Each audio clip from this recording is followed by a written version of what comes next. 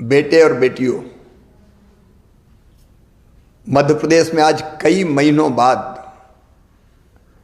Covid के 30 नए प्रकरण मिले हैं। कल अपने पूरे देश में भी 7,495 पॉजिटिव प्रकरण पूरे देश में आए हैं। और एक बात जो मन में चिंता पैदा करती है, महाराष्ट्र, गुजरात और दिल्ली तीनों राज्यों में पिछले एक सप्ताह से पॉजिटिव केसों में लगातार वृद्धि हो रही है, लगातार बढ़ोतरी हो रही है। कल महाराष्ट्र में 1201, गुजरात में 91 और दिल्ली में 125 प्रकरण आए हैं। हम सब जानते हैं इन राज्यों से मध्य प्रदेश में आना जाना लगातार बना रहता है और पूर्व के अनुभव भी हमें ये बताते हैं कि पिछली बार भी महाराष्ट्र में पॉजिटिव केस बढ़ना शुरू हुए, गुजरात में बढ़े और उसके बाद मध्य प्रदेश में लगातार पहली हो या बाद में दूसरी लहर आई। और दूसरी लहर में जो कष्ट हमने भुगते हैं वो हम कभी भूल नहीं सकते।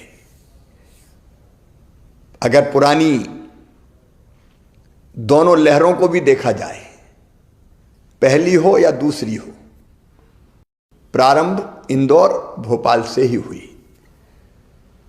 और अभी इंदौर तथा भोपाल में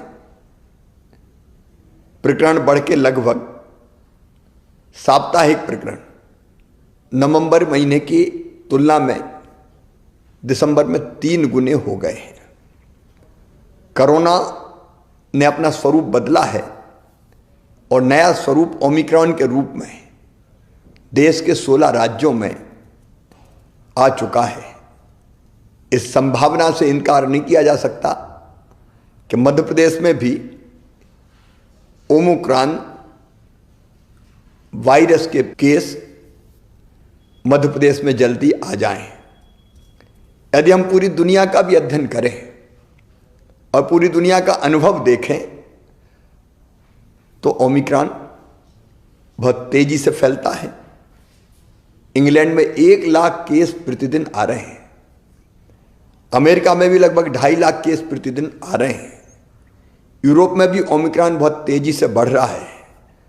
और उपरोक्त सभी कारणों को देखते हुए मुझे अंतर आत्मा से लगता है कि ये सही समय है जब हम सचेत हो जाएं, कोविड की तीसरी लहर को आने से रोकें, तेजी से संक्रमण ना फैले, इसके लिए हर आवश्यक उपाय करें। और इसलिए मेरे प्रिय बहनों और भाइयों, भारत सरकार ने भी कुछ गाइडलाइन जारी की है। मेरी आपसे प्रार्थना है कि अब देर ना करें, मास्क जरूर लगाएं, सोशल डिस्टेंसिंग बनाएं, अनावश्यक भीड़ में ना जाएं, अनावश्यक जमावड़ा ना हो। और अब तक अगर किसी ने वैक्सीन का डोज नहीं लिया, टीका नहीं लगवाया, तो टीका जरूर लगवाएं। पहला लगा लिया हो तो दूसरे में देर ना करें। अगर समय की अवधि पूरी हो गई हो तो तुरंत दूसरा टीका भी लगवाएं।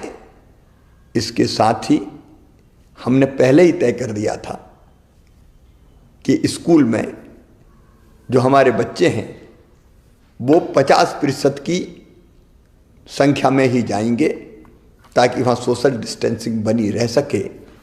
हम आज एक फैसला और कर रहे हैं कि रात्रिकालीन कर्फ्यू रात 11 बजे से लेके सुबह 5 बजे तक लगा रहेगा।